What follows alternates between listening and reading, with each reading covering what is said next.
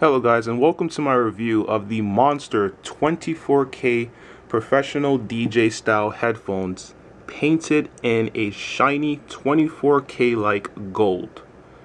Now, for something that's wearable and you can take outside, I think these are by far the most flashiest piece of technology that I've ever seen, and it really demands attention. So I would be wary if you purchase this and you're going about your daily life.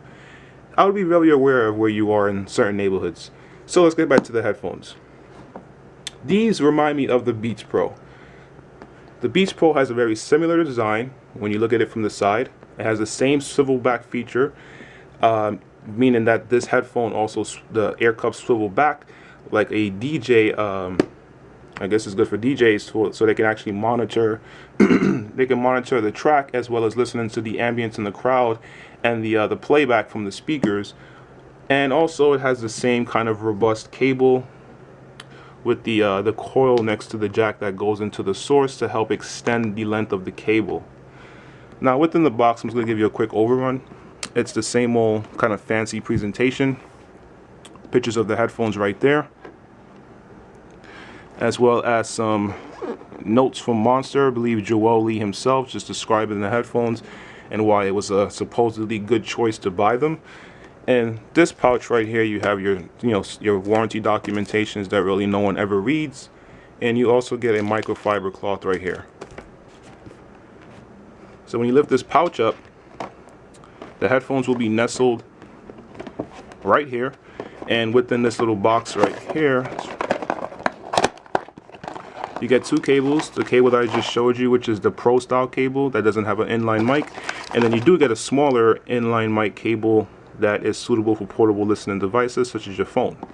You also get a 1/8 to 1/4 inch converter for studio purposes.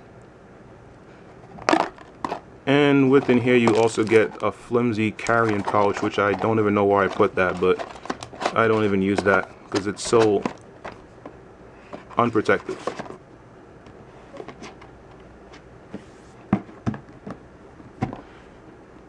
Now with the packaging materials and the contents aside, let's move on to the headphones.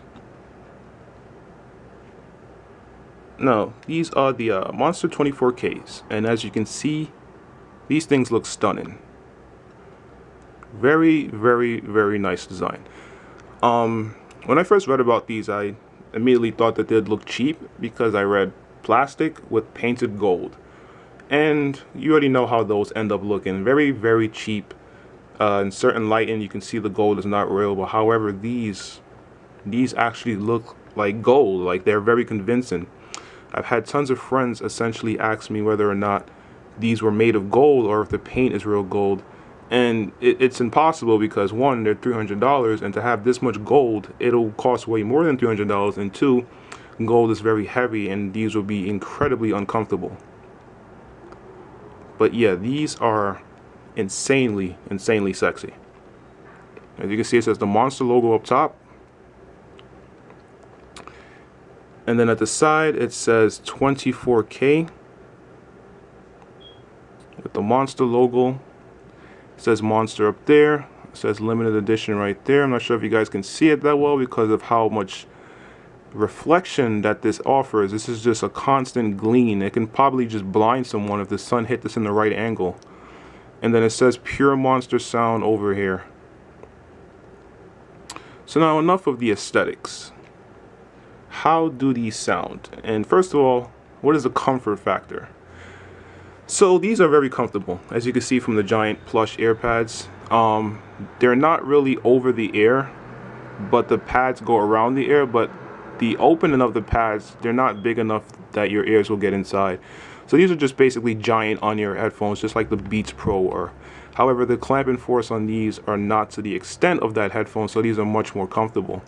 The top headband is, adequate padding, very comfortable. So overall, this is a very comfortable headphone. I really don't have any problems with these with extended listening. The build quality is predominantly plastic to give off this sheen effect. However, the plastic does feel rugged, and the swivel mechanism here doesn't feel like it's going to snap and break. So as you can see, these swivel back like the Beats Pro. So now diving into the sound quality, the overall sound signature of this headphone is typical of the demographic that is targeted towards, meaning elevated bass, subdued mid-range, and slightly elevated treble, giving it a V-shaped or fun sounding EQ. However, this is more tastefully done than the Beats Pro because the Beats Pro was kind of like over the top with its bass presentation, as well as the sound quality. So these give a more articulated sound in the Beats Pro off the bat, which an EQ cannot add, which I was trying to do with my Beats Pro. But the bass levels are more reduced. However, the bass is still way too much for me. So I do further reduce the bass of these headphones, and this really results in an enjoyable experience. So the bass on these are very tight, very articulated, and very extended. There's just really no problems for these kind of headphones. They really excel with bass, and it's because of bass being the most, popular frequency to, the majority of the demographics for this headphone. Moving over to the mid-range now.